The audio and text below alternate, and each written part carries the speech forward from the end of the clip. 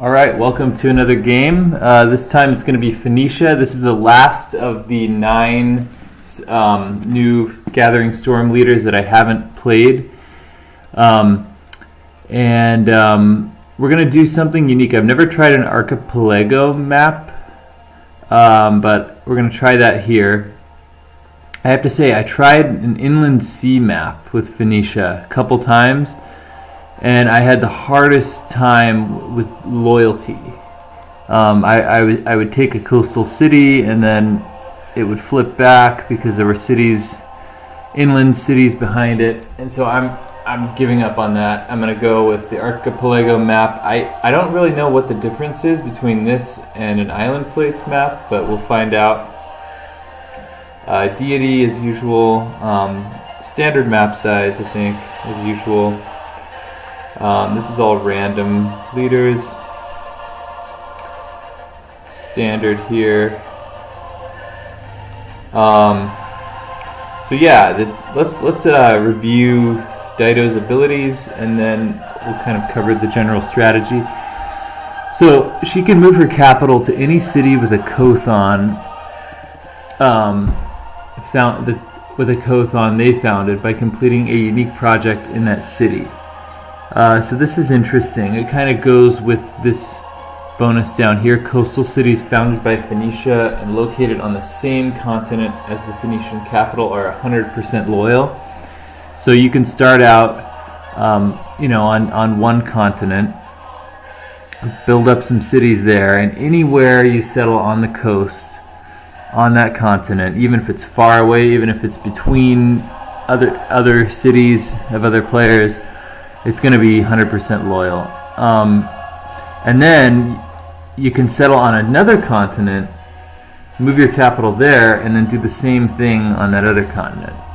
And your coastal cities will be 100% loyal. Now, this is only cities you found, so conquering doesn't apply to cities you conquer at all. So that's a little tricky, I think. Let's see. So they have +1 trade route capacity for each government plaza building and the government plaza district. So we'll try to prioritize that. 50% production toward districts in the city with the government plaza. They start the game with the Eureka for writing. So I think we're going to prioritize writing. That'll be the first thing we do. We'll try to get an early campus since we've been given this boost here. Let's see. Settlers have +2 movement and +2 sight range while embarked. They ignore additional movement costs from embarking and disembarking. The Kothon is the harbor replacement, extra production towards settlers and naval units. Wounded naval units heal in 1 turn, which is pretty cool. And then they have the Byreme, which is a galley replacement.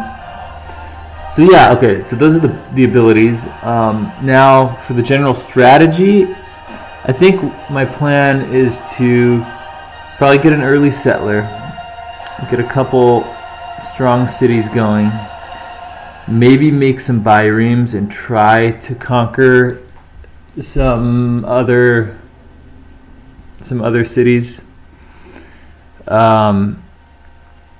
Let's see, get the Kothon up. So we'll need celestial navigation pretty early. So sailing, celestial navigation. We're going to go for the early campus first thing. I think that'll speed everything else up. And then once we get the Kothon and the government plaza with an ancestral hall, we'll make a bunch of settlers. Now, I think I'm going to want some faith in this game. It would be so cool to faith purchase a bunch of settlers. Although we wouldn't be using this boost doing that. So we'll see. I do want some faith. Because monumentality, I really realize now how powerful monumentality is, but hopefully you get a golden age in the classical era, and then run monumentality, faith purchase settlers, some settlers and some builders, and I mean that is going to be extremely powerful if we can pull that off. And that goes for any civ, so I think that's going to be like my new strategy, is a golden age monumentality. We should be able to do it easily with Phoenicia, or easier with Phoenicia, since they have the bireme, which if you can get the first naval unit in the world, then you get 3 era score and then 4 more from making the unique unit. So that's 7 just from making an early bireme. Yeah, and then just settle a bunch of cities, conquer coastal cities, and I may need some land units too to conquer the inland cities if there are any. We'll see how the math goes.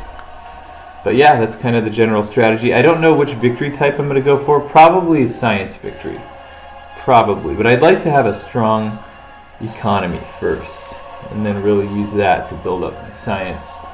Maybe a bit later than I usually would. But so yeah, that's it. Thanks for watching.